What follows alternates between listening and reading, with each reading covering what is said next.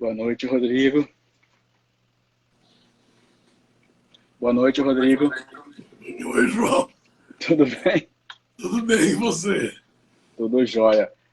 Conseguiu entrar tranquilo hoje? No. Por enquanto tá. Desculpa ter perguntado se você tinha morrido, mas é que você mandou mensagem e depois desapareceu. Eu imagino que. Bom, eu acho que se eu tivesse morrido, era mais fácil de eu responder, porque eu acabei de ver a mensagem que você mandou. Enfim, bom te ver, fico feliz em te ver aí. Já jantou hoje ou vai deixar para jantar depois? Não, depois. Tô aqui mastigando gengibre. Nossa, mas tá animado para comer um gengibre numa hora dessa.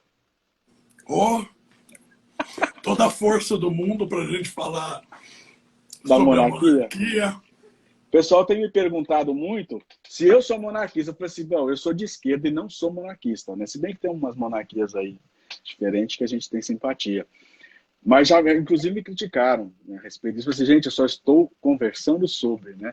A gente nunca pode estar fechado para nada. Eu acho que para nada que a gente possa deixar de... Não há nada que a gente possa deixar de lado na questão de aprendizado, né? Senão vai acabar virando o que é acontecendo, o que a gente está testemunhando, né? No cenário nacional e no cenário internacional, né? Ficando, deixando a polarização virar ignorância, né?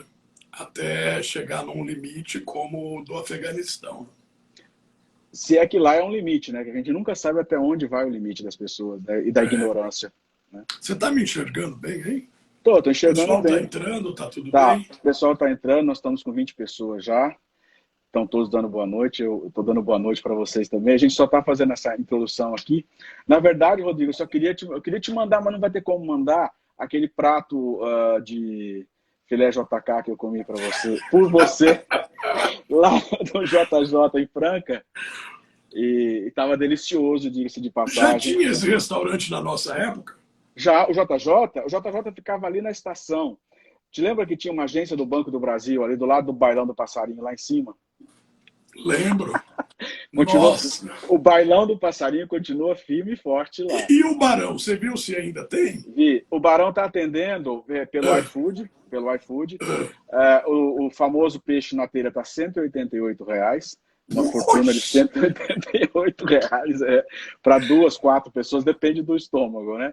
Mas o filé JK do JJ estava baratíssimo, R$ 35, aquele prato maravilhoso para uma pessoa. E se quem gosta de frango, eu gosto de frango, mas eu prefiro o original, que é de filé mignon, né? de Quem filé. gosta, estava R$ 27. Tá? O Daniel está falando aqui do bailão. Sim, é o bailão do passarinho, Daniel.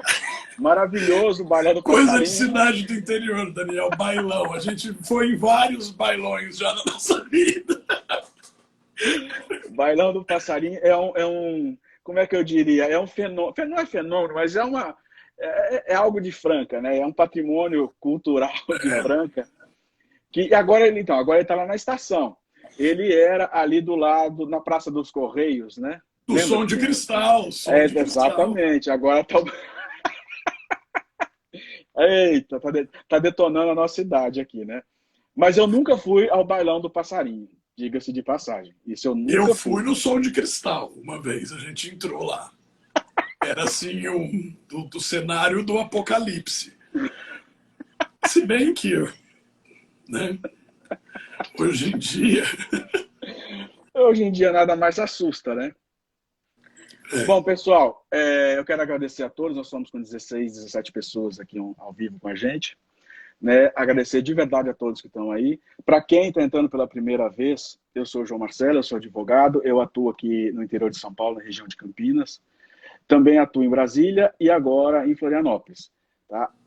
Comigo nós temos aqui para conversar hoje o meu querido amigo Rodrigo, professor universitário, mestre e doutor, e nós vamos ter uma conversa bastante descontraída, como sempre, e agradável. E nós vamos tratar hoje sobre o regime, de um regime monárquico, né? Rodrigo vai passar para a gente, basicamente, o que é a monarquia e algumas curiosidades que a gente sempre guarda nas mangas. Rodrigo, a palavra está contigo. Boa noite. Boa noite, João. Boa noite a todos que estão aqui nos ouvindo, alunos, ex-alunos, amigos que se conectaram aqui na noite de hoje para escutar esse bate-papo, né? Meu agradecimento ao João, o João que tem essa iniciativa já, né? Nós temos já, vocês podem ver que nós temos outras conversas já gravadas, né? Temos sobre Roma, sobre Idade Média, sobre escravidão, né? Sempre com os alunos participando e tal. Isso é muito interessante, porque vai compondo, João, talvez algumas coisas que eu sinto que os meus alunos acabam tendo falta, por falta de uma formação de cultura geral. E as faculdades são cada vez mais técnicas, né? Se aprende só o que está no código, o que está na doutrina e etc. E aquela formação mais humanística às vezes fica de lado, né? Nós escolhemos o tema da monarquia hoje, nós vamos falar sobre os sistemas monárquicos, o regime monárquico, aceitando aí sugestões para os nossos próximos encontros, né? A gente tinha programado de fazer esses encontros a cada 15 dias no sábado, mas aí teve férias, teve o período aí que a gente ficou sem se falar. Mas agora, né, agora a gente pode retomar aí, dentro das suas possibilidades, né, de fazer isso aos finais de semana ou durante a semana depois da aula. Né? Só para fechar aqui, Rodrigo, a gente ficou sem se falar aqui. Sim. Porque não vai parecer daqui a pouco a gente brigou, né? Voltou e está de bem agora. Não. Isso, dá o dedinho aqui. Não, a gente não brigou, mas a gente se fala praticamente todo dia, né, João? Mas várias vezes ao dia. Para ter uma coisa mais proveitosa, assim, para que mais pessoas participem dos nossos temas, né? Então, hoje eu lecionei para o 6º semestre Direito de Família. Não sei se deve ter alguém aqui da minha sala do 6º. É uma sala fantástica, né? Eles já tinham sido meus alunos lá no começo do curso. E eu tenho salas de amanhã e depois de 2º semestre. Deve ter gente aqui, o Daniel já mencionou, né? E os meus alunos dos 5º semestres de 2ª e 3ª, deve ter alguém perdido aqui. Eu não estou conseguindo enxergar por causa da distância aqui do negócio. Mas isso é bom porque a gente abarca todo mundo, né? O João é meu amigo há muitos anos, nós fizemos faculdade juntos, né? Faculdade de Direito juntos, e o nosso intuito é que várias coisas que fiquem aqui alcancem o maior número de pessoas possível, né? Porque acaba sendo do interesse, se não do interesse, da curiosidade, né? A gente apela ou pelo interesse ou pela curiosidade. E vamos lá. E às vezes pela fofoca, né? Ou pela fofoca, às exatamente. Vezes, que está dentro da curiosidade, né? Exatamente. Bom, você quer que eu já comece a falar a respeito? Rodrigo, antes de você começar a falar, eu queria que você fizesse, por gentileza, só uma explanação para a gente situar, porque eu ouço muito, eu tenho visto, inclusive, e lido em reportagens, às vezes um pouco sensacionalista, o que é o poder moderador, Rodrigo. Antes da gente entrar na monarquia, vamos explicar o que é o poder moderador, que o pessoal acaba confundindo, e isso, para leigos, né, acaba prejudicando o entendimento no final do que a gente está vivendo hoje em dia, essa discussão de quem cuida da Constituição, é o Exército, quem que dá a última palavra. Sim, eu queria só que você passasse essa questão do que é o poder moderador. E depois você já pode iniciar. Tá. Quando nós pensamos no Estado, na estrutura orgânica do Estado, nós partimos das ideias iluministas criadas, ou vamos dizer assim, escritas pelo Barão de Montesquieu. O Barão de Montesquieu, ele Será que travou aqui ou travou aí? De estrutura do Estado, numa tripla divisão de poderes.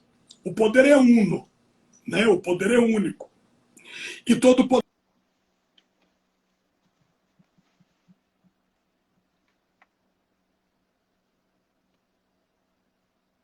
Pessoal, fui eu que caí ou Rodrigo? Vocês estão vendo? Manda coraçãozinho em mensagem aí, porque eu não sei se fui eu ou se foi ele.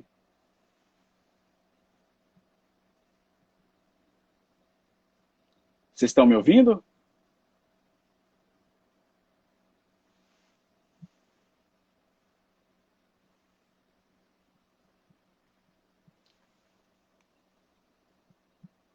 Eu vou tentar colocar o Rodrigo aqui de novo.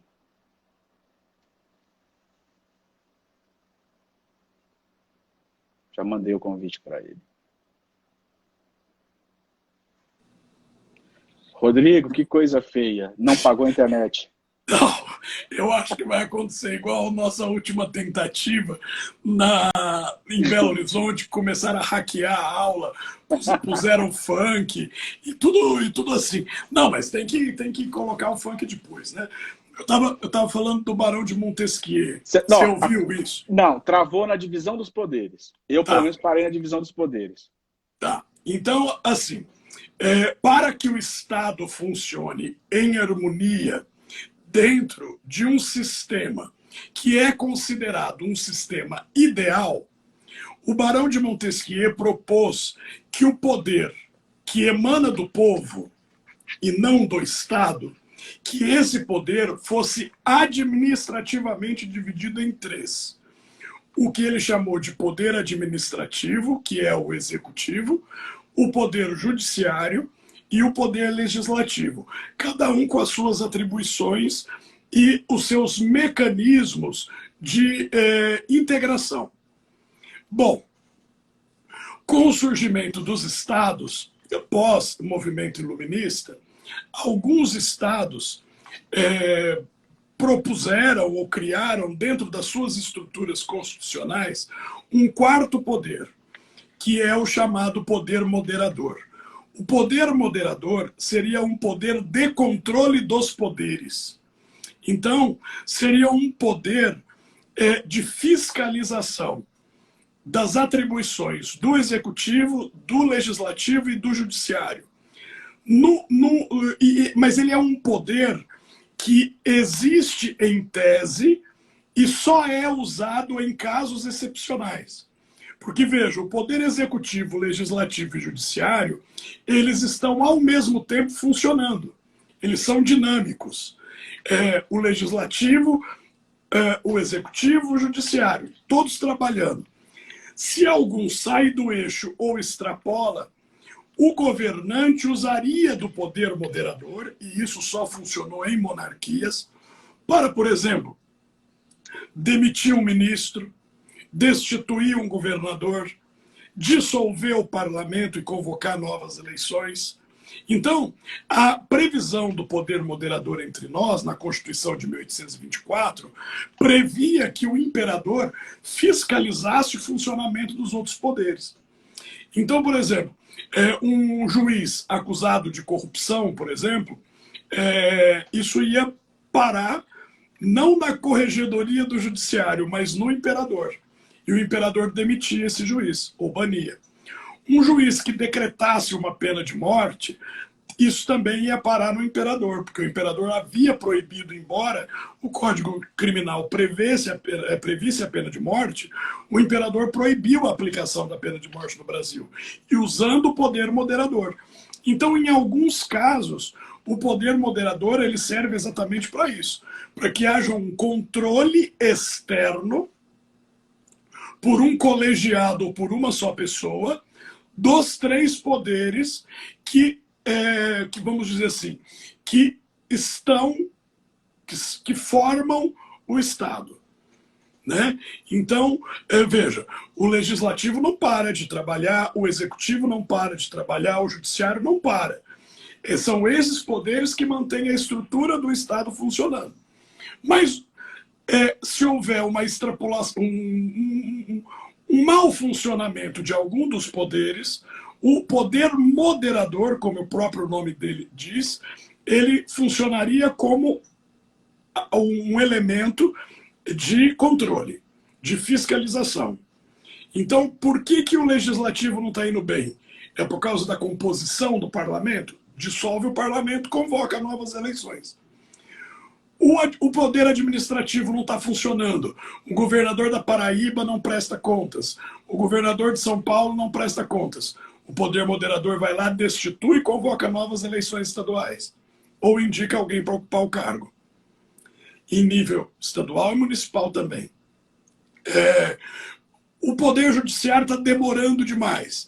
Há uma justificativa ou é um determinado tribunal que está fazendo leniência? O poder moderador vai lá e demite juízes, convoca um novo concurso, promove a nomeação de novas pessoas. Então, o poder moderador é um poder de fora dos três poderes que serviria para controlá-lo. É isso. Ficou claro? Ficou claro sim. Então vamos começar. Depois a gente vai voltar nesse gancho, que você vai explicar a monarquia, você vai falar sobre isso, e nós vamos voltar nessa questão para a gente encerrar não, jogar luz em cima desse assunto, na questão da discussão que está tendo muito recentemente sobre a função do Exército em guardar o poder, em guardar para si o poder moderador e ser o último guardião da Constituição. Tá bom? Tá. Podemos? Vamos lá. Então, o que nós entendemos por monarquia, né? Monarquia é o governo ou o desenho do Estado tendo como figura principal um monarca, né? Os modelos monárquicos são medievais, né? Os modelos monárquicos que nós temos são medievais, né? Embora nós podemos chamar, né? Nabucodonosor foi rei da Babilônia, né? Davi foi rei de Israel, Ramsés II foi rei do Egito, mas a palavra rei e o conceito de monarquia na antiguidade é bem diferente daquilo que a gente entende hoje como uma monarquia viável. Não só pelo aspecto religioso, né? Porque os governantes eram tidos como emissários de uma divindade, ou a própria encarnação do divino, mas também porque a administração do Estado não se dava nos moldes que surgiram na Idade Média. Então, uma vez que o Império Romano é destruído, uma vez que o Império Romano é desfeito, surgem os reinos bárbaros. Estes reinos bárbaros eram monarquias, eram pré-monarquias, vamos dizer assim. Eram estruturas que começaram nas tribos germânicas, né, entre povos como os godos, os visigodos, os vândalos, os burgúndios, os francos, os ângulos, os saxões, povos de origem étnica diferente, que se sedimentaram no antigo território do Império Romano e erigiram reinos. E para erigir reinos, o governante, que chamava rex, que tinha o título de rex, em latim, rei, ele estabelecia uma administração. Essa administração era jurídica e militar, né? Então, a monarquia, ela ela prescinde de dois elementos principais: o elemento jurídico e o elemento militar para fazer parte da administração. Quando o rei, o rex, olha para o seu status, para o seu estado, e enxerga que aquele estado deveria continuar, ele estabelece aquilo que nós chamamos de classes, ou a nobreza hereditária, ou cria-se na Idade Média, com nomes latinos, os estamentos, ou as classes nobres. Os nobres são aquelas pessoas que estão mais próximas do rei e que têm uma função de administração juntamente com o rei. Então, o rei é o principal dos nobres, né? Então ele está no topo da nobreza. Só que ele não administra sozinho e ele não tem controle na base territorial. Este controle da base territorial vai ser exercido por seus nobres. Por seus nobres, nobilitas, nobres, são aqueles que efetivamente têm proximidade com a administração. O título mais baixo desta cadeia é o de barão. Na monarquia britânica existe ainda o baronete, que é um título que está abaixo do barão. O barão, ele é responsável pelo baronato. O visconde não é responsável por nada. O conde é responsável pelo condado. São territórios, João. São territórios. O marquês é responsável pela marca, que são as fronteiras. E o duque pelo ducado, que é a maior região administrativa. Então, quando o rei descentraliza o seu poder e dá a esses homens de sua confiança administração pequena ou maior, ele faz com que os barões tenham um exército, os marqueses tenham um exército, que, excepcionalmente, em caso de necessidade, o rei os convoca por uma questão de vassalagem, né? Então, teoricamente, o rei não tem exército, né? O exército é controlado pelos nobres. E os nobres dão essas tropas para o rei quando há invasão de território, quando há necessidade de conquista de outro território, de defesa. Então, a monarquia ela nasce nesse cenário de que estes nobres, e, portanto, descendentes das famílias mais antigas, eles têm condições financeiras, condições econômicas e condições intelectuais de gerir. Então isso passa, né? Então cria-se então os títulos da nobreza, que eu disse para você, vai do duque ao barão. Mas algumas monarquias conhecem o arquiduque, algumas o baronete, né? A monarquia lusitana, espanhola, inglesa, concede o título de cavalheiro, né, que não é um título de nobreza, mas faz parte do organograma da monarquia, ou da monarquia específica. Então, o cavalheiro, o gentil-homem, o fidalgo, né, coisas que a gente ouve, que são títulos concedidos pelo monarca, que tem a administração, ou porque foi escolhido entre os nobres para ser o monarca, ou se impôs. Historicamente isso vai depender de onde nós estamos falando, né? Por exemplo, nós temos uma monarquia que se transformou na monarquia inglesa. Nós temos uma monarquia que se transformou na monarquia espanhola. Então, além do aspecto étnico, né, os anglos e os saxões, portanto, vikings que se estabeleceram na ilha da Inglaterra, o sistema monárquico deles era essencialmente diferente dos visigodos que se estabeleceram na Península Ibérica, que tinha uma monarquia mais voltada pelos princípios do direito romano, né? Os títulos são basicamente os mesmos, o modo de funcionamento dessa monarquia basicamente o mesmo.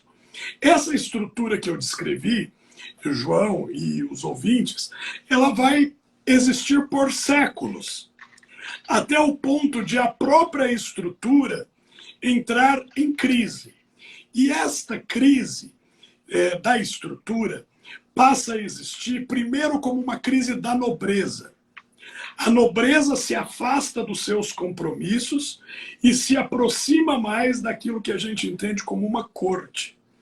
Então, quando a nobreza sai da sua terra para estabelecer uma corte na capital e ficar achando que, ao invés de criar e proteger o Estado é que deveria tutelá-la e financiá-la, o que acontece? Primeiro, o exército vai para a mão do rei. O exército que antes era controlado pelos nobres passa a ser um exército central. O rei controlando o exército, os nobres passam automaticamente a serem seus dependentes.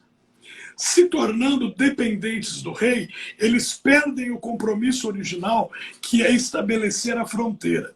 Se ele não estabelece mais a fronteira, o povo, vamos dizer assim, fica cada vez mais dissociado, mais distante, tanto da proteção do rei e dos nobres, como da participação do governo. Então, veja, o governo monárquico pressupunha não que os nobres participassem do governo, mas o rei contratava burgueses como ministros, um médico, um financista, um banqueiro. Os nobres tinham a sua função específica.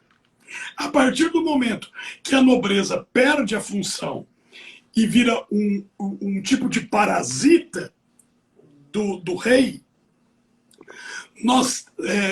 e o rei aceitando isso de um lado e do outro lado controlando o poder militar, o exército, nós temos aquilo que nós ficamos conhecendo no século XV, XVI e XVII como absolutismo monárquico, que para um teórico político chamado Thomas Hobbes seria o sistema ideal de governo. Todo o poder centralizado na mão de um monarca. Só que aí o grande problema é o seguinte, né? E se o monarca fosse ruim? É legal ter todo o poder concentrado na mão de um monarca, né?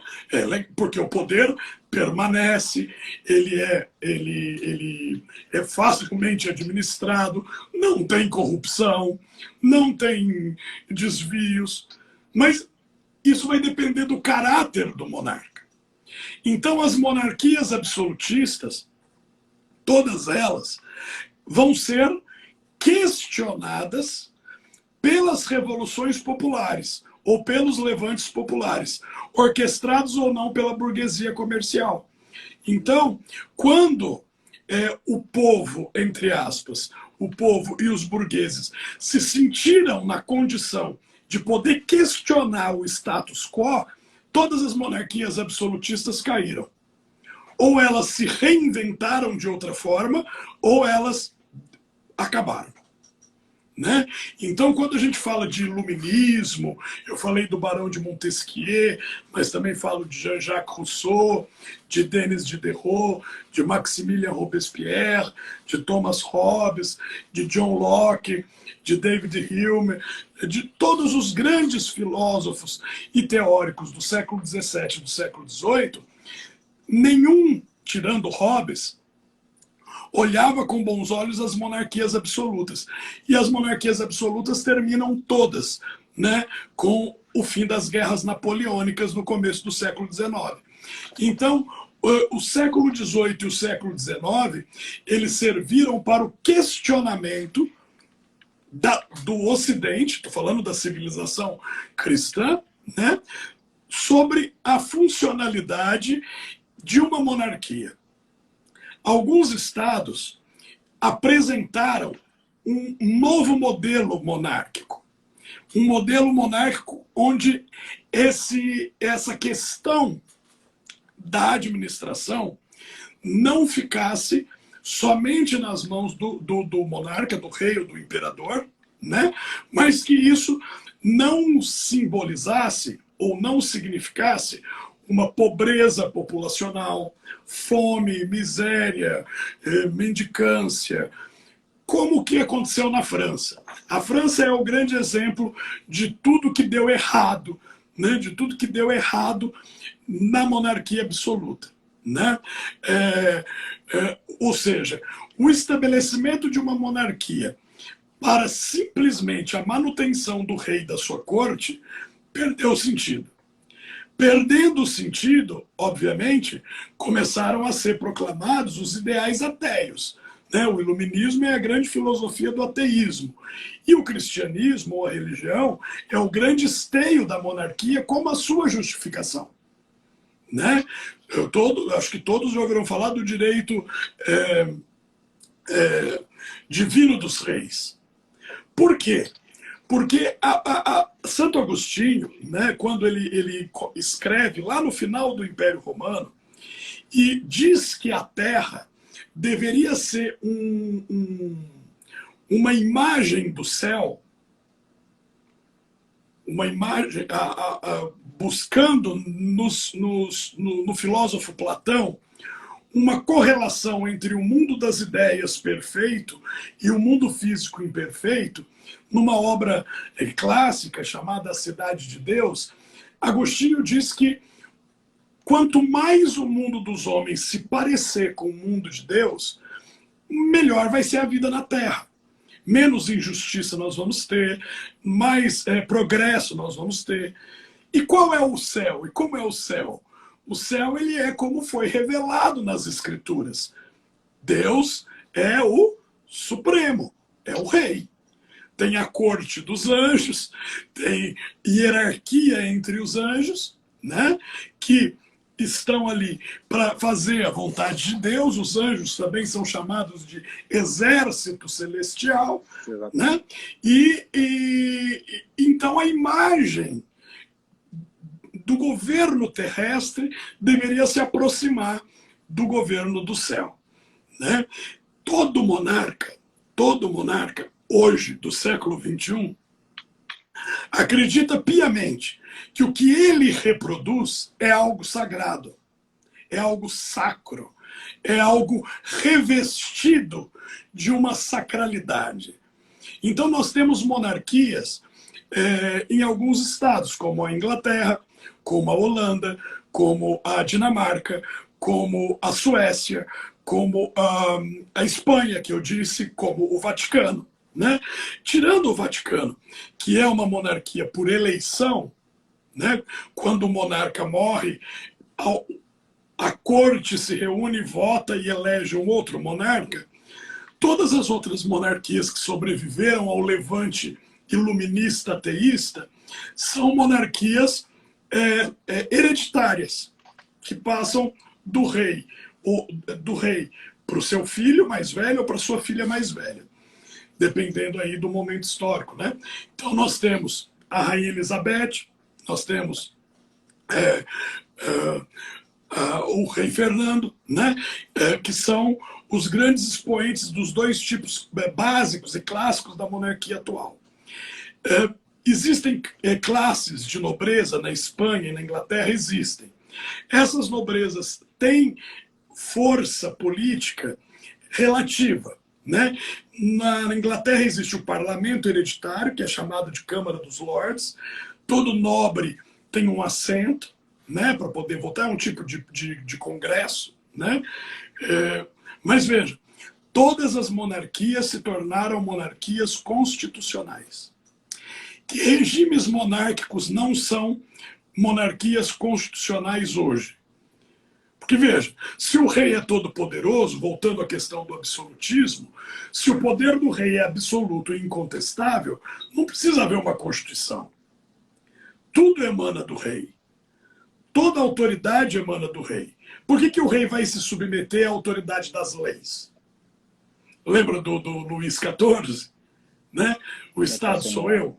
Então eu sou o Estado, eu sou a lei, eu sou o judiciário, eu sou o executivo, sou tudo. Esse modelo foi questionado de maneira violenta, né? Pessoas morreram guilhotinadas, reis foram decapitados, nobres, bispos foram assassinados nesse processo de questionamento das monarquias. E a França ficou num vai e volta da monarquia até o estabelecimento da República atual.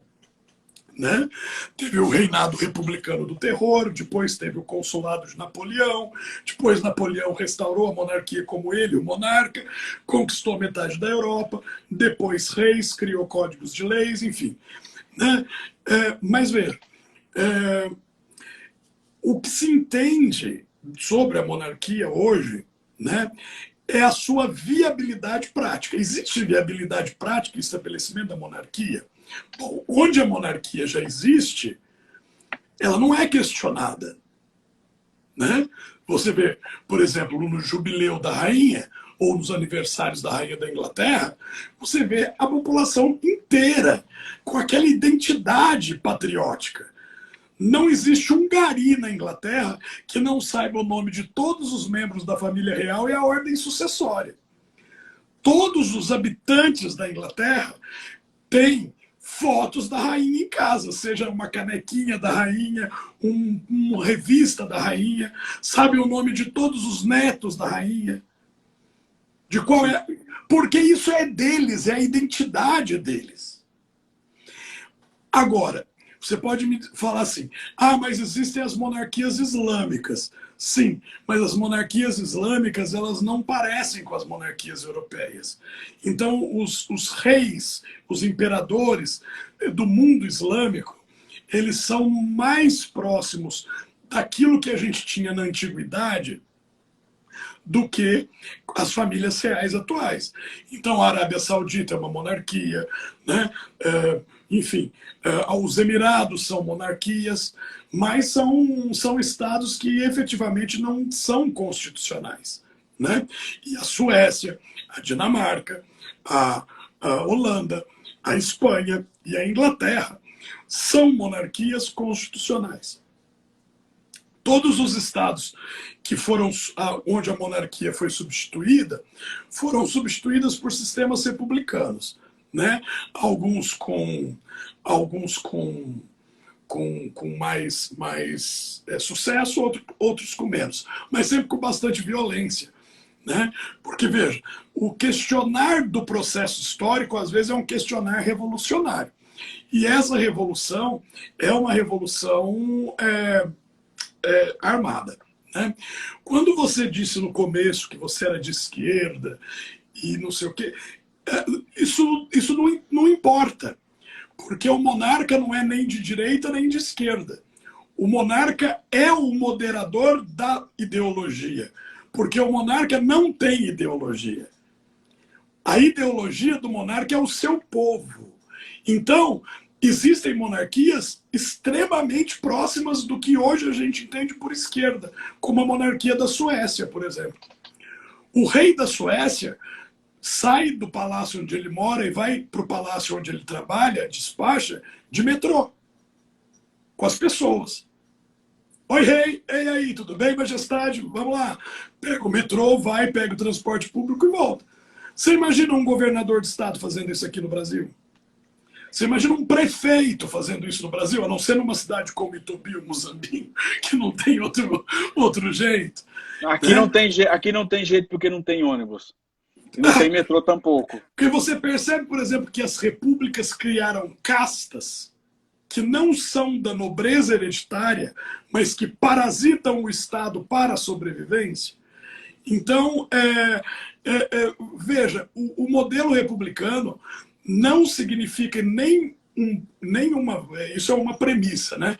Que o modelo republicano ele não pode ser entendido como uma evolução da monarquia, como se a monarquia fosse uma coisa atrasada e a república fosse uma coisa evoluída. Não. São sistemas que coexistem, né? Que coexistem. Ser monarquista não é necessariamente ser saudosista. É enxergar o Estado de uma outra forma. Eu fico muito preocupado com o crescimento absurdo que tem acontecido no Brasil, dos jovens e tal, do pessoal se declarar monarquista, porque muitos deles não entendem nada de Estado, nada de ciência política, nada de governo, né? Nada de nada. Eles têm um saudosismo, uma fixação na figura do imperador, na figura do imperador Pedro II, que foi o melhor de todos os governantes do universo, né? Mas ele foi. Então a monarquia no Brasil deu certo por causa dele, não porque a monarquia era melhor. E isso é uma crítica que a maioria dos novos monarquistas não consegue ver. No Brasil Império, o Brasil era respeitado, nós tínhamos marinha, nós tínhamos guerra, nós vencemos a guerra. Ora, nós vencemos a guerra e nós éramos respeitados por causa da figura do nosso governante. Imagina se ao invés do Dom Pedro II, nós tivéssemos um idiota lá. óbvio que a gente já tinha virado uma república. Porque, veja, quando o monarca entra em conflito com os donos do poder, ocorre uma ruptura do tecido político a tal ponto de o monarca ser deposto e ser mandado embora do Brasil pela própria elite que deveria servir-lhe de apoio para o governo. Então, não é uma coisa... nós não devemos olhar para o Império do Brasil como se fosse a coisa mais maravilhosa do planeta Terra. Né? Nós temos que entender também como foi a situação política. Então, uma das vantagens, bom, não sei, né? Se eu estou me estendendo demais, você quer falar? Eu queria só, Rodrigo, que você repetisse essa questão da ruptura, para ficar bem fixada nesse exemplo que você deu aí. Você pode repetir, por favor? Claro. Eu falo assim, o monarca, ele precisa governar. Ele governa com uma base, assim como o presidente governa com uma base, assim como o governador governa com uma base. Né?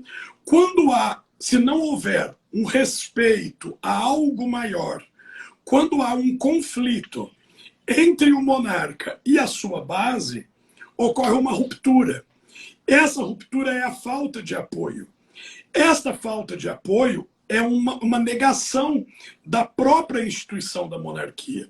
Então, veja, como é que a gente vem da tradição monárquica, né? Dos reis de Portugal, dos reis espanhóis, Dom Pedro I, Dom Pedro II, Dona Isabel como a terceira reinante, né? Criou-se uma nobreza no Brasil. Tá, uma nobreza mais ou menos, mas criou uma nobreza no Brasil. Basicamente vinculada à terra e à produção agrícola. Né? E essa mesma nobreza diz que a monarquia não é mais necessária. Então o tecido político ele foi tão desgastado. E aí o maior motivo foi a questão dos escravos. Né? Ao longo dos 67 anos de monarquia, nós tínhamos uma família imperial, uma família monárquica querendo acabar com a escravidão e uma elite que deveria apoiar a monarquia querendo manter o sistema de escravidão. Ao longo de 60 anos, isso se tornou insustentável. E o tecido se rompeu a ponto de que os donos do poder mandassem o imperador embora do Brasil, o imperador e a família real, num ato de banimento. Né? Então, por que isso não acontece na Inglaterra? Por que isso não acontece na Espanha? Porque essas monarquias passaram do sistema tendente ao absolutismo para o parlamentarismo, né? para o constitucionalismo. Nós somos reis, nós somos imperadores, nós somos duques, barões, mas nós estamos sob a égide da lei. Nós obedecemos a lei, os acts, né? Os bills, os acts, o parlamento. E se faz uma diferenciação, se cria, né, um conselho de ministros ou o primeiro-ministro, o chefe de Estado, o chefe de governo, né, aquela divisão que existe nessas monarquias, para que o monarca fique cada vez mais identificado com o seu povo, enquanto os atos de governo são arejados por eleições, por trocas. Enquanto a família reinante, o governante, ele serve o Estado no sentido de elemento de coesão e de identidade, o governo é exercido por pessoas competentes. E aí há a possibilidade de ingerência de uma esfera na outra, que não havia nos estados absolutistas. Então, ganha-se força o parlamento. E quem é o parlamento? São os nobres? Não, o parlamento é o povo. São pessoas eleitas pelo povo periodicamente. Então, o povo que participa do governo, efetivamente, apoia a monarquia. Porque a monarquia é a consolidação do espírito nacional. E sendo a consolidação do espírito nacional, o governo pode ser de direita ou de esquerda. Né? Na Inglaterra não existe esquerda, né? Pode ser conservador ou trabalhista.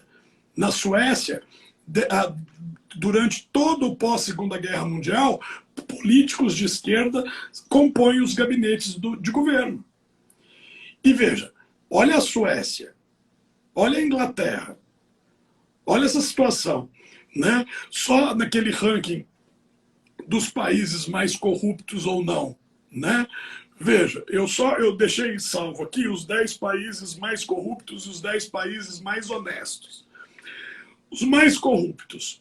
Primeiro, Somália, Coreia do Norte, Mianmar, Afeganistão, Uzbequistão, Turcomenistão, Sudão, Iraque, Haiti, Venezuela.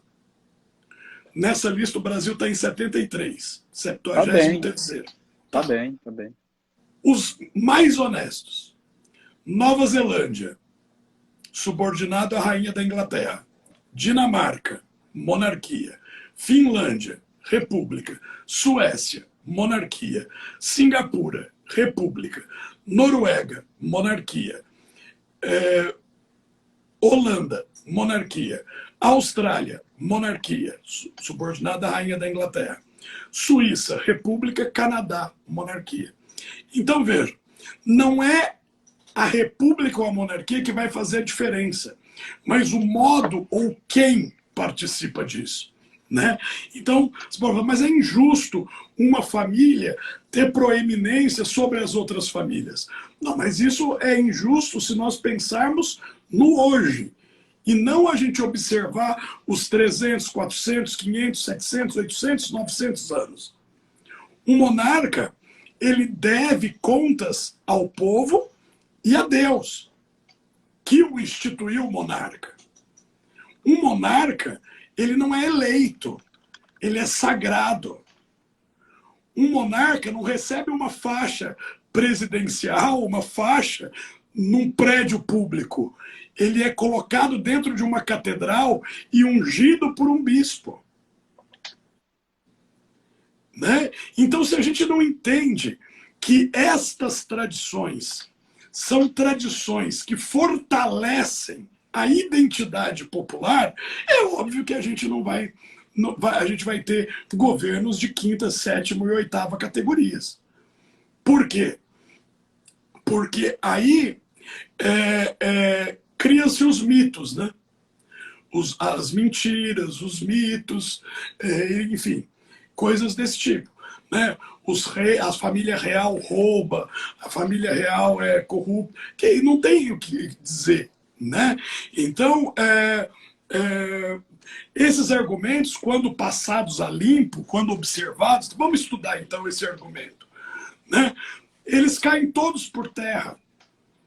Né? E a monarquia, a imagem de Deus na terra, né? Voltando lá aos primórdios lá da Idade Média.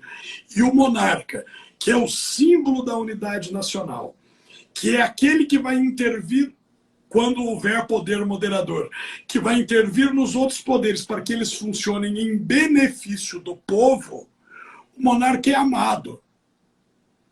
O monarca sei lá, ele é visto como uma pessoa da própria família. Porque se você faz parte de um Estado monárquico, a sua família também é a família do monarca. Ele está presente no seu dia a dia. Ele está presente no jornal que você assiste, na televisão que você assiste, no imposto que você paga, em tudo. A cara dele é unânime. E você o respeita, você o venera, você entende que a Inglaterra não começou em 52 com a Rainha Elizabeth, que a Inglaterra vem desde Alfredo, o Grande. Né? Enfim, o que o imperador Pedro II quis fazer no Brasil? Ele passou todo o seu governo tentando criar uma identidade nacional, criar o Brasil, criar o brasileiro. Né? O pai dele, Dom Pedro I, quando foi coroado com o símbolo dos Bragança, né? O dragão, a esfera armilar, né? O brasão do Império, ele tinha na sua gola uma mursa de penas de tucano. Dom Pedro II valorizava a questão do indígena, a questão da abolição, a questão dos transportes, né? Eu estou falando de Dom Pedro II, mas da família como um todo, né? Você já viu? Olha que situação, né? Um conde inglês passando no Brasil, né? Passando pelo Brasil na época do Império II, de Dom Pedro II, e vendo a corte, que não tinha festa, não tinha baile, não tinha nenhum gasto desse tipo, né? Que era diferente da corte da França, dos Luíses, etc., do cardeal Richelieu e tal, falou assim, meu Deus, o monarca, o imperador do país mais rico é um pobre, vive como um pobre. E ele fazia questão de viver como um pobre para simbolizar a questão da austeridade da monarquia. Olha como ele era avançado, como ele entendia. Né? Ele vendia, todas as joias da família imperial foram vendidas para controlar e criar açudes no Ceará, que estão abertos até hoje, reservatórios de água abertos na época do Império, que ainda hoje matam a sede das pessoas no Nordeste, para alforriar escravos, para mandar estudantes pobres do Brasil para a Europa para fazer uma especialização em medicina e direito, em engenharia e voltar. Né? Então, isso é basicamente negligenciado no ensino da história, ou foi negligenciado vamos dizer assim, da geração dos nossos pais até a nossa, porque era do interesse do governo que quando o artigo da Constituição que previa que o povo deveria ser consultado para saber se a monarquia voltava ou não, que todo mundo olhasse para a monarquia como uma coisa, já passou, e não ter as informações. Hoje, depois do advento da internet, principalmente do ano 2000 para cá, fica muito difícil você mentir sobre um fato histórico. Né? Todo mundo que tem boa fé de pesquisar consegue, mas os nossos pais não foram educados assim. Nossos pais foram educados no regime militar. Né? Nós pegamos a transição. Nós entramos na escola, o regime militar já tinha acabado. Então, o que é se ensinar para as pessoas? Não ensinar nada. Né? Então, nós sabemos, Dom Pedro I, proclamação da independência, independência ou morte, filme do Tarcísio Meira, que Deus tem em bom lugar, o dia do fico, Dom Pedro II, regência, menoridade, maioridade, proclamação da República. Como se os 60 e tantos anos de monarquia se resumissem nesses fatos. Né? Eu, graças a Deus, tive uma educação nesses termos, em termos de história, um pouco mais privilegiada. Por quê? Porque minha família sempre foi monarquista. Nós descendemos de uma das casas mais antigas da Europa, que é a casa dos Borgia, né? Os Martiniano. A família Martiniano daqui no Brasil, pelo menos, né? Nós temos alguns parentes no Equador que também descendem dos Borgia, que também já virou série, já virou pornografia, já virou pornochanchada, mas nós sempre cultivamos isso. Né? Quem é meu avô, quem é meu bisavô, enfim. Deixa eu te mostrar a parede da minha casa.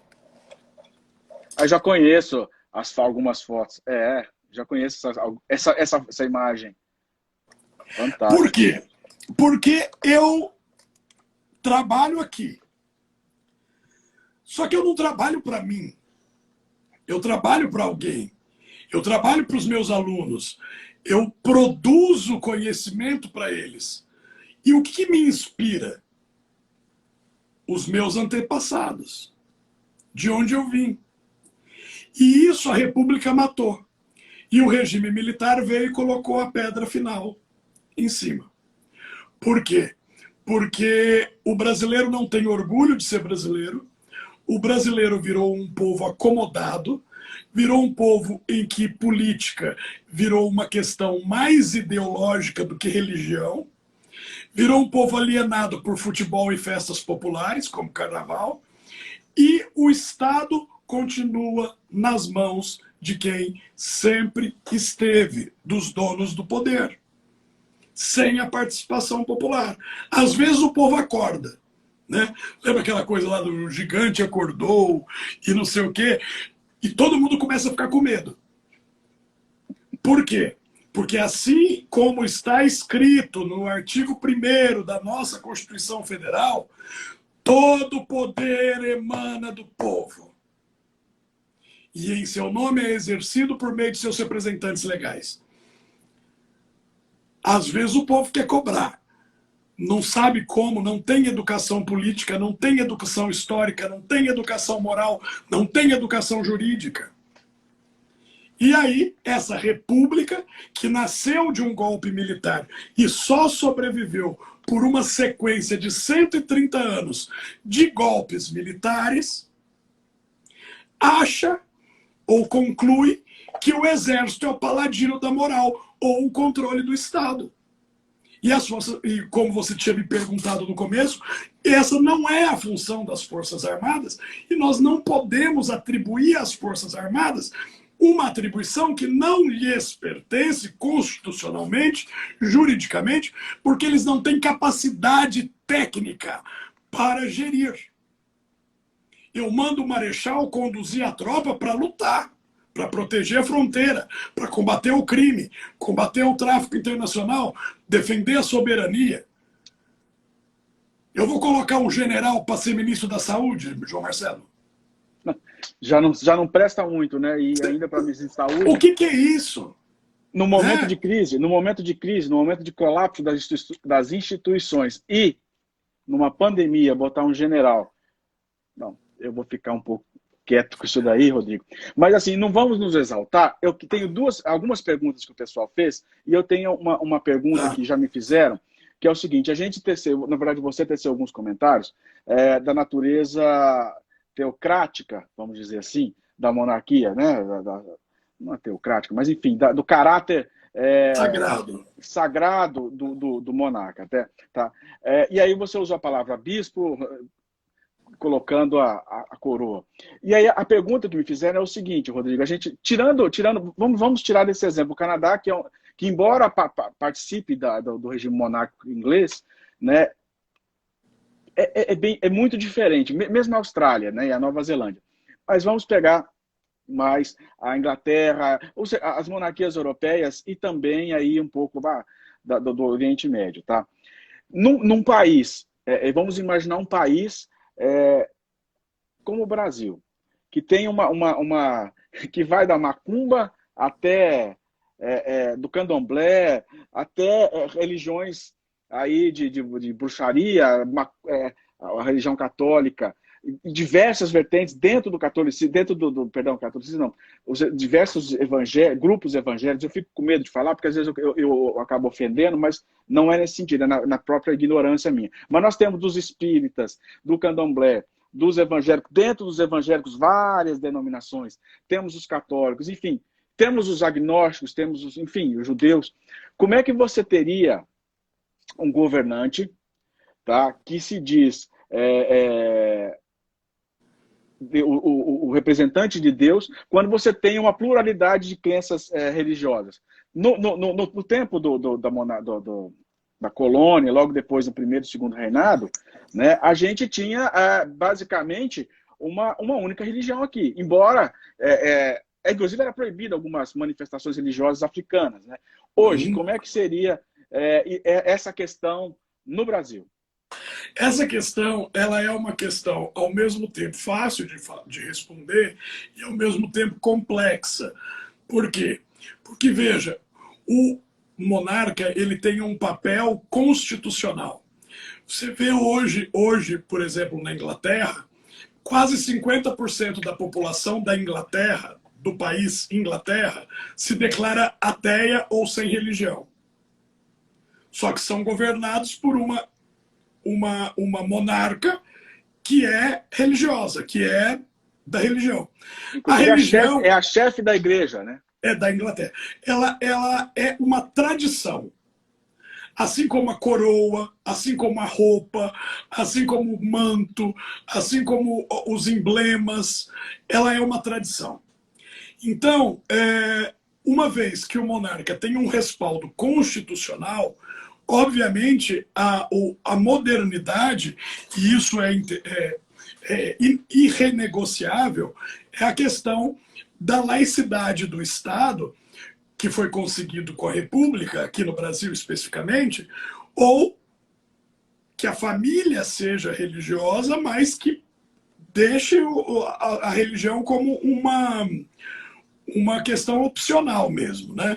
Como uma garantia individual, constitucional. O problema é que a família imperial brasileira ela é extremamente católica.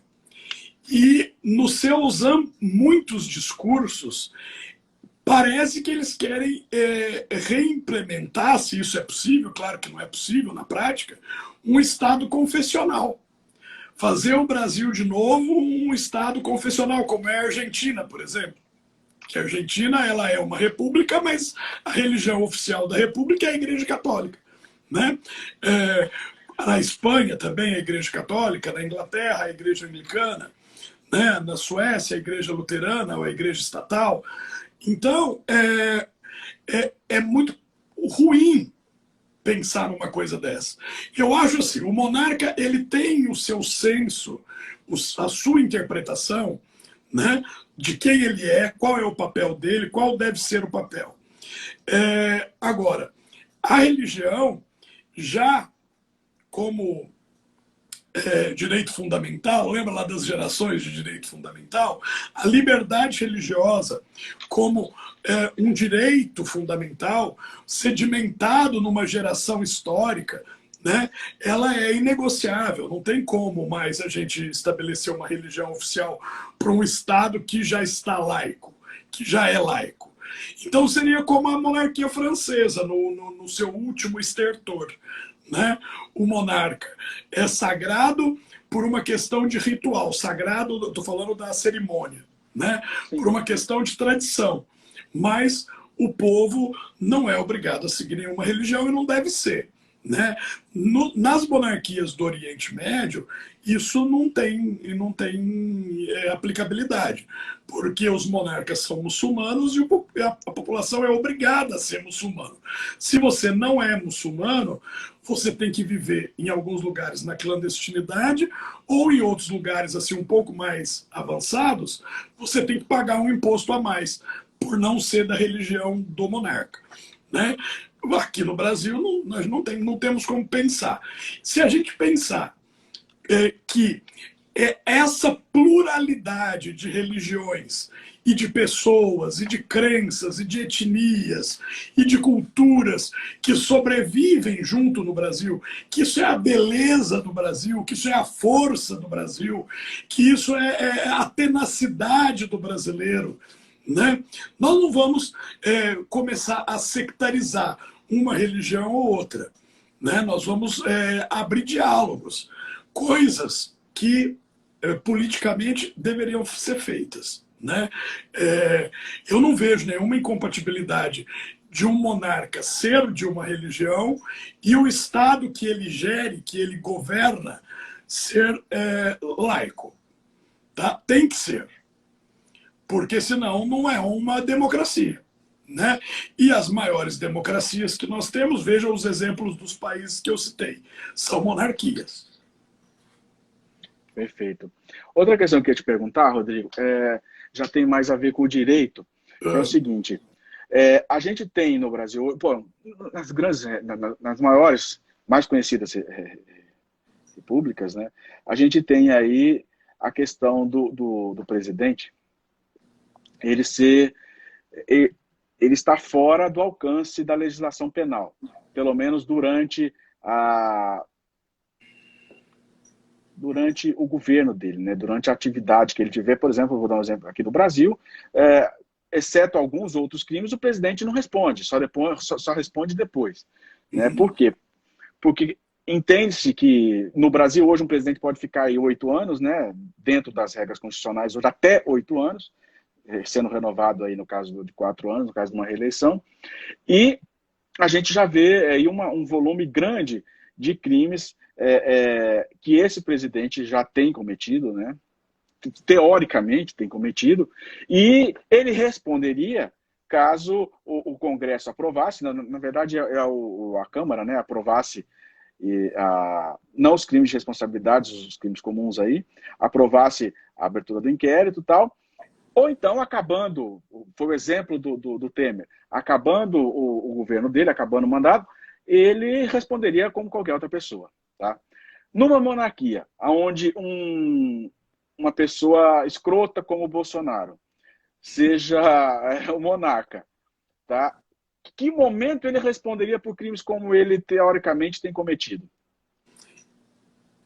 Olha, sem que houvesse uma ruptura do Estado, tá? Vamos imaginar então que esse governante ele seja de uma família que está governando o país há muitas gerações. Sim. Quem julga o monarca? O parlamento. Né? Por crime comum também. Por crime comum. Né? Por crime comum. O que aconteceu, por exemplo, com a princesa da Espanha? Foi processada e condenada por corrupção. Né? A situação do rei ficou tão insustentável que o rei renunciou. Porque viu que a sua família estava misturada num lamaçal de propina. E aí o príncipe de Astúrias, que é o Fernando, que, vamos dizer assim, simbolizou uma renovação da monarquia espanhola, ele reviveu. Mas nada impede que um membro da monarquia seja o monarca, seja alguém da família dele, um príncipe, uma princesa, a imperatriz, etc., seja levado a julgamento. Né? Por quê?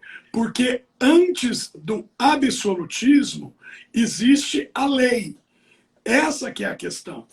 A nossa república, João, ela criou castas, e eu estou repetindo isso, porque, veja, o foro privilegiado, o que é isso? Essa questão do presidente não poder ser processado judicialmente durante o mandato, por exemplo, né, isso cria algumas anomalias que nos remetem aos estados absolutistas. Você pensa, quando aconteceu isso na história? Aí a gente pensa, em 1600? Em 1650? Ou seja, de não julgar um governante ou de um governante achar que por ele ser governante ele não tem que prestar contas das suas atividades e está acima do bem e do mal, está acima da lei. Ora, isso é um descompasso. Só que é um descompasso histórico, filosófico, e é um descompasso, infelizmente, que é abarcado pela nossa Constituição e pelo nosso direito. Então o direito brasileiro reconhece essas anomalias, ao invés de combatê-las. Quer ver um político com mais medo? Fala em reforma administrativa, reforma política, que é uma casta mais monárquica no mau sentido do que dos juízes, dos desembargadores e dos ministros. Estou falando do poder judiciário, né? Sim, sim. Auxílio terno, auxílio computador, auxílio moradia, sendo que tem 5 casas, 25 automóveis. Não tem cabimento. Não tem cabimento que a estrutura do Estado, principalmente no Estado em que há um número muito grande de pobres, como o Brasil, de pobres e miseráveis, continue gastando dinheiro público para sustentar mordomias que não fazem o menor sentido. Faziam na corte do Luís XIV. Faziam na corte de Napoleão III. Veja o Papa. O Papa é um rei. O que ele fez? Acabou. Não vai ter trono de ouro, não vai ter... eu mesmo carrego minha pasta. Não cabe mais.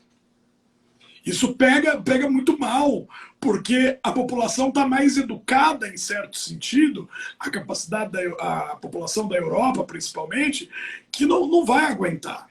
Né? E toda monarquia quer sobreviver não para ficar, né,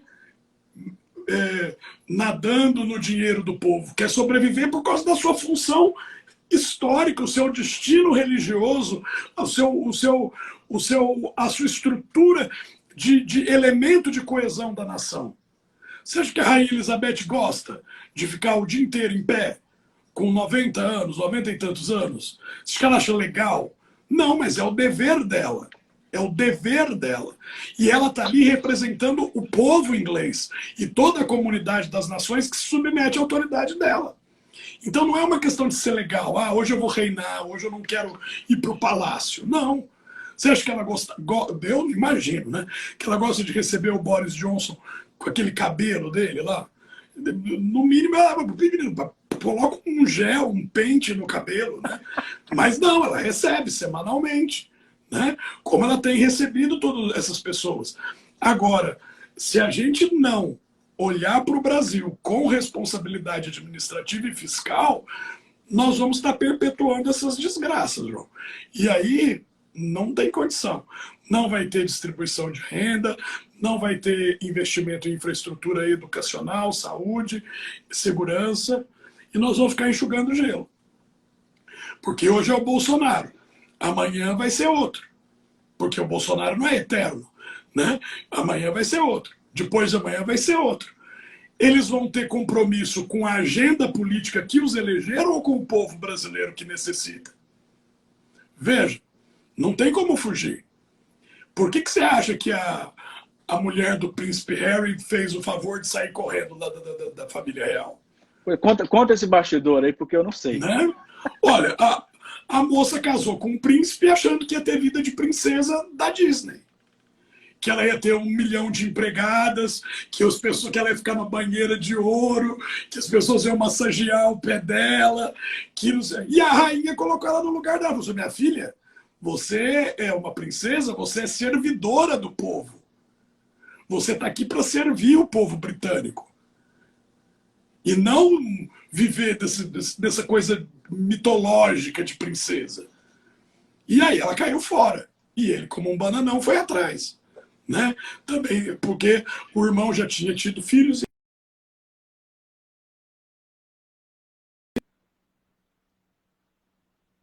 Né? Perdão, Rodrigo, aqui travou, parou naquela parte, o irmão já tinha tido filho e aí travou. E aí ele já estava mais afastado da linha de sucessão, e aí ele falou assim: vou viver minha vida particular aqui com a minha esposa em outro lugar, porque veja, você monarca, você na família real, principalmente na ordem hereditária, você tem que constantemente cumprir as suas obrigações. O príncipe Philip, que faleceu há pouco tempo, marido da rainha Elizabeth, era presidente de quase 1000 instituições beneficentes. Presidente, não que ele ficava no palácio, ele ia nas reuniões, representava e tal, e tal, tal. Né? Pouquíssimo tempo antes dele morrer, que ele pediu o afastamento dessas coisas públicas.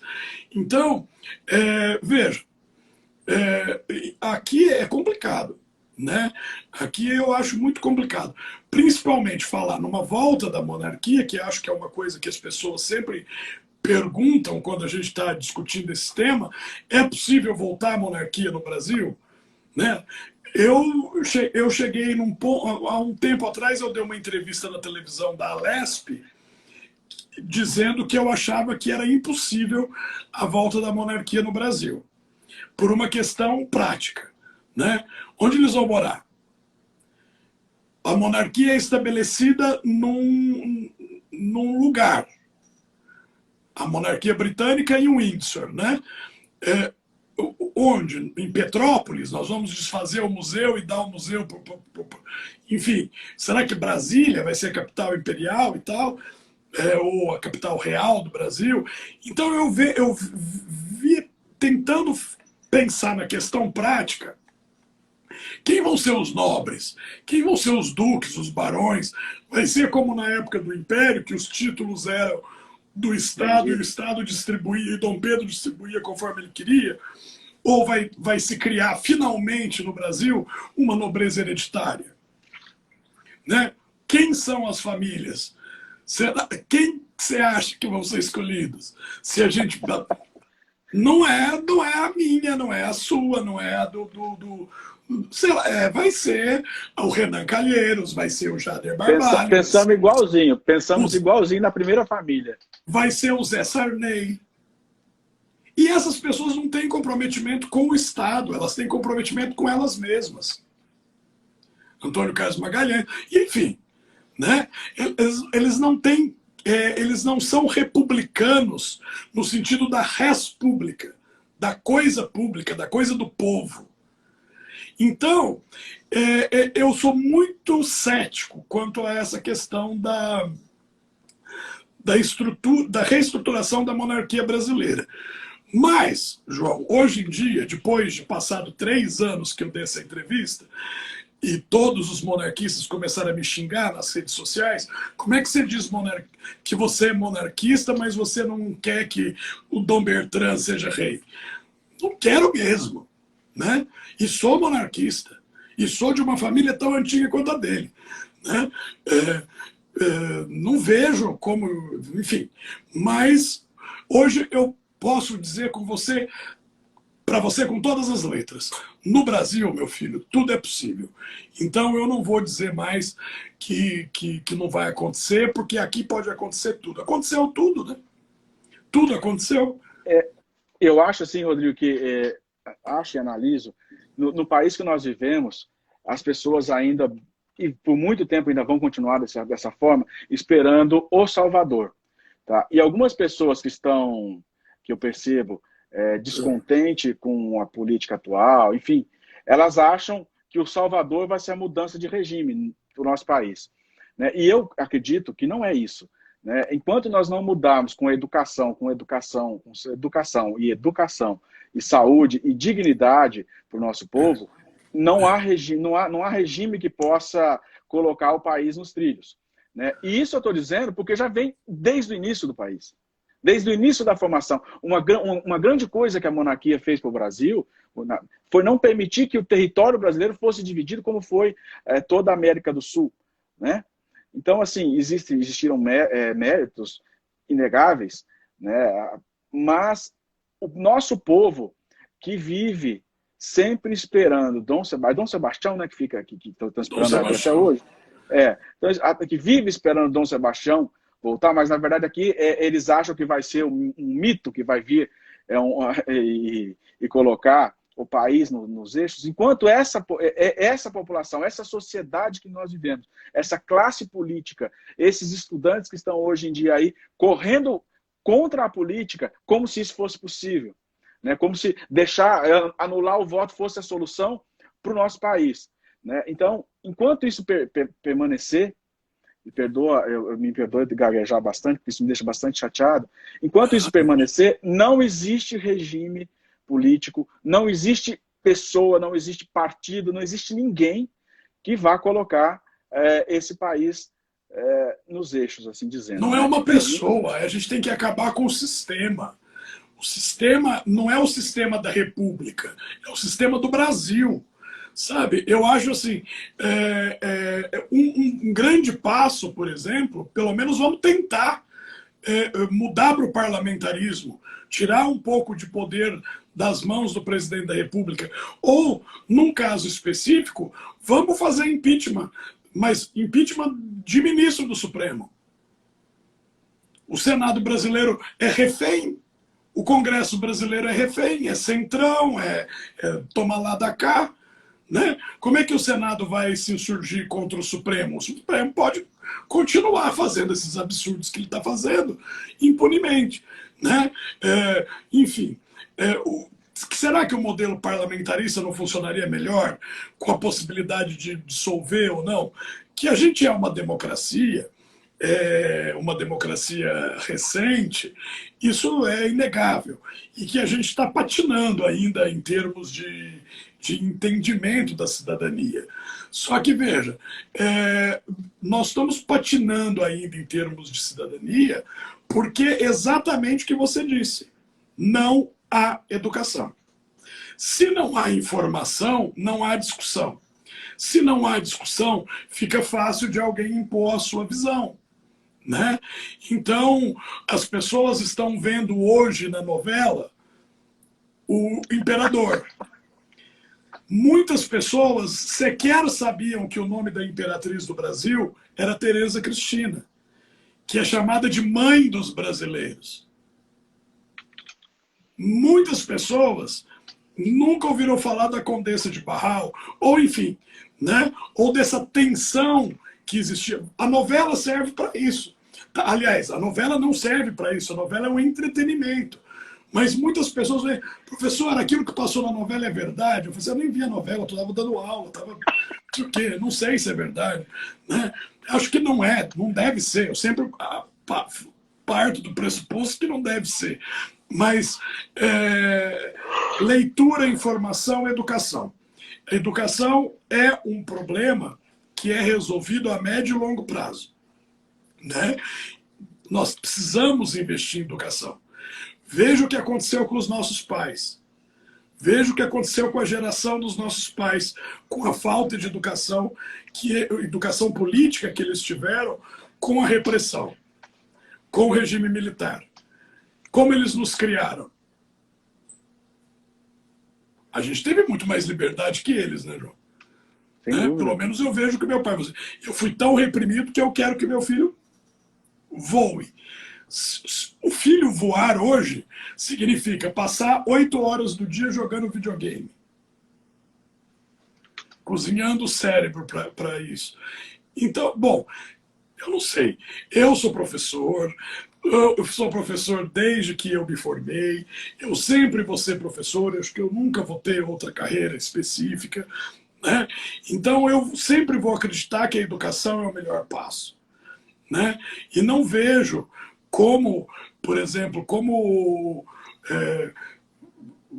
mudaria a Constituição, se faria uma nova Constituição. Eu não sei se isso é o melhor. Talvez se a gente pegasse essas leis, levasse a sério, cortasse os privilégios, cortasse todos os privilégios e não deixasse que um administrador da coisa pública se sentisse dono da coisa pública, talvez isso produziria alguns resultados positivos, né? Veja, por que o Brasil não caiu de vez? Por que nós não atingimos o fundo do poço? Existe fundo do poço. Existe Venezuela, existe Afeganistão. Por que a gente não atingiu isso ainda? Por causa do brasileiro. Porque o brasileiro luta. A maioria dos brasileiros gosta do Brasil. Gosta do Brasil, trabalha, paga imposto, amanhece o dia, vai trabalhar, tem noção de moralidade. Agora, se a gente esperar tudo do Estado, a gente vira Venezuela. Se a gente achar que o Estado não serve para nada, a gente vira Afeganistão e dá poder aí às milícias extremistas.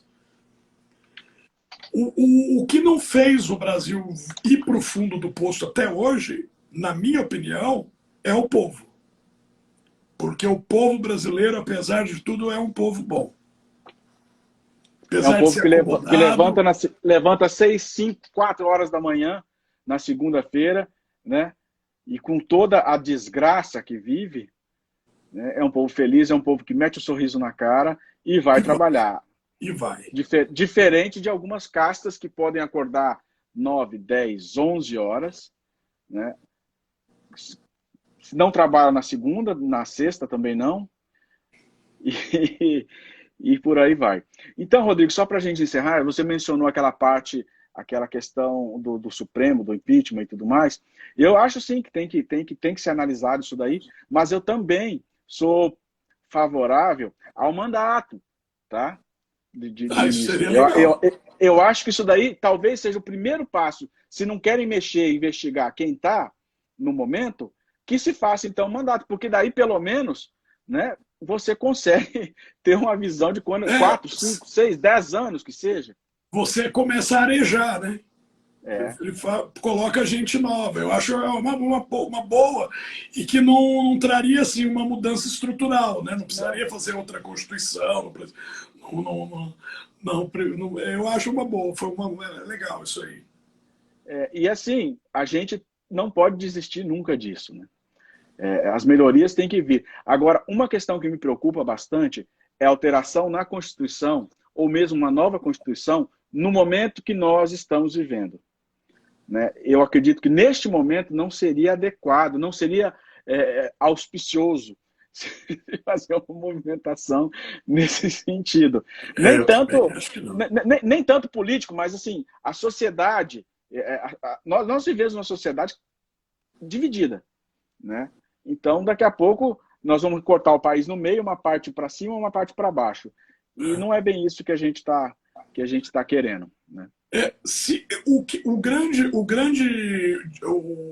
nossa grande resposta como povo, como sociedade, vai ter que vir nas eleições do ano que vem, né, João? Porque o que acontecer das eleições,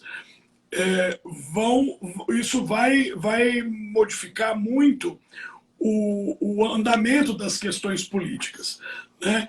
Então, veja, concordo com você que não é o melhor momento para se alterar a Constituição, fazer outra Constituição, né?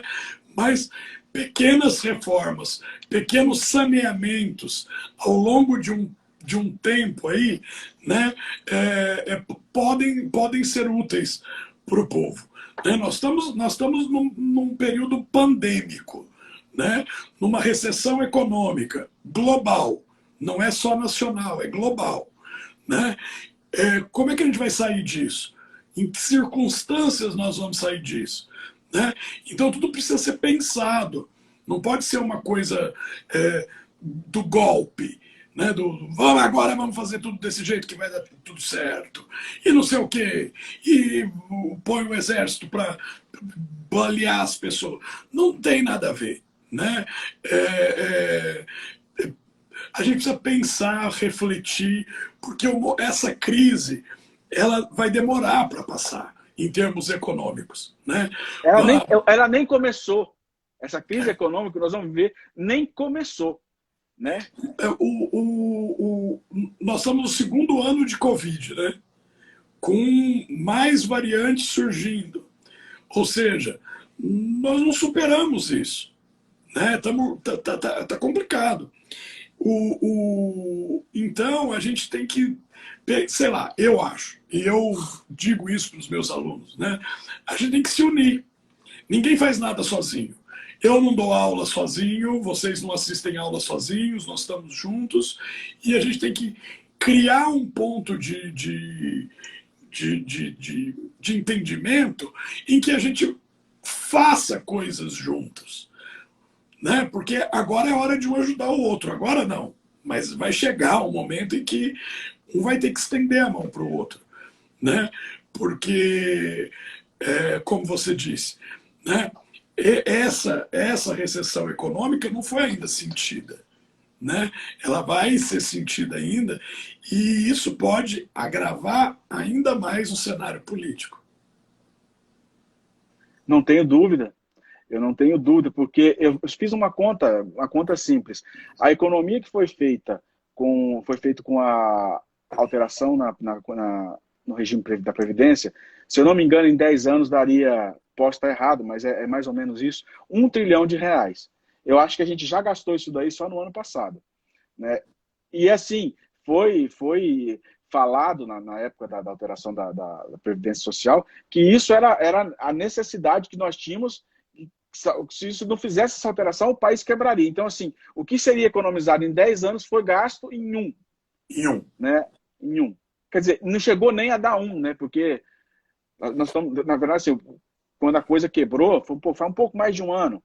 Né? Que nós estamos sentindo, nós estamos começando a sentir agora, né, o desajuste econômico. E isso, nós levando em consideração a situação política que o país está, a colocação que o país está no ambiente internacional de excluído de todos os fóruns. Né? Então, assim, eu não vejo que a gente esteja passando um momento ruim. Na verdade, é um momento ruim que vai começar a partir de agora. Né? E isso daí, o próximo presidente, que espero não seja o atual, vai ter que saber lidar muito bem. Por isso que é muito importante o que você falou, a gente se unir, a gente conversar, a gente dialogar. O diálogo é importante. Só não dá para dialogar com fascista, só não dá para dialogar com nazista. Esse Mas tipo de coisa não é diálogo. Aí é monólogo. A pessoa só vai ficar repetindo a mesma coisa e não vai funcionar. Né? E aí eu fico muito preocupado, João, porque eu entro assim na aula, vejo 70 alunos, 100 alunos, né, me ouvindo, aí eu fico falando pressupostos da responsabilidade civil, a culpa, o dano, direito de família, grau de parentesco, não sei o quê, negócio jurídico, condição de validade, existência, eficácia. E é uma oportunidade que esses alunos eles estão sedentos, porque eles estão levando a faculdade a sério, né? Eles querem aprender, eles veem o direito como uma opção de melhorar, e com certeza né? Muitos alunos meus estão fazendo, o primeiro da família que está fazendo uma faculdade, né? Então isso já é uma coisa positiva, né? E aí eu tenho que refletir com eles, eu falo isso, não porque a universidade me obriga, porque a universidade tem um plano de ensino e o tópico das aulas. Mas eu preciso dar aos meus alunos, seja dos que estão entrando, dos que estão saindo, noções de cidadania, noções de dignidade, porque é isso que vai fazer a diferença na vida deles. Não é saber o artigo 186, não é saber o endereçamento de uma petição. Né? Isso pode sanar o problema do momento, mas não vai sanar o problema a longo prazo. E eu quero acreditar que eu esteja, com a minha profissão, colaborando e não prejudicando o nosso Brasil. Com certeza, Rodrigo. Eu agradeço demais essa oportunidade que a gente teve de bater esse papo. Peço desculpa a todos pela minha gagueira, né, e pela minha ausência de raciocínio rápido igual você tem. Tá? Agradeço você demais por essa oportunidade da gente estar podendo transmitir isso daí. Esse pequeno bate-papo, eu acho que às vezes acaba abrindo tanto a minha cabeça em algumas questões, acredito que a sua também, e as pessoas que estão assistindo. Eu não tenho expectativa nenhuma de mudar ninguém, mas eu acho que a gente discutindo, a gente falando, a gente conversando, começamos a visualizar questões, pontos que às vezes são obscuros e a gente não consegue raciocinar sozinho. Conversar é a base da civilização. E o que a gente está querendo ver, João, tanto eu quanto você, a gente está querendo ver cidadãos que dão valor à sua cidadania, né? Que sejam civilizados realmente, e não gado, e não manipulados. E para isso, precisa ter o ponto e o contraponto. Né? Nós somos amigos há mais de 20 anos. Nós nunca concordamos politicamente, nós nunca estivemos do mesmo lado quando a gente foi lá votar. Mas isso nunca nos impediu, primeiro, de ser amigos, de gostar um do outro, de que essa amizade se fortalecesse ao longo dos anos e de que a gente pudesse ter conversas sadias, e não briga. Né? E não coisas assim. E mais uma vez eu agradeço você e agradeço todos os que estão aqui nos ouvindo até agora, alunos, ex-alunos, amigos, curiosos, né? Pessoas que às vezes entram no Instagram, batem o dedo, o que esses dois malucos estão falando aqui, deixa eu dar uma olhada, né? E espero que essa conversa tenha sido produtiva para quem ouviu, né? Para a gente sempre mas para quem ouviu também. Tá bom? Muito obrigado. Tá certo, Rodrigo. Uma boa noite a todos. Tá? E até a próxima. Até. Aguardando sugestão para a próxima. Isso, podem mandar. Um grande abraço. Obrigado. Tchau, tchau. Tchau, tchau.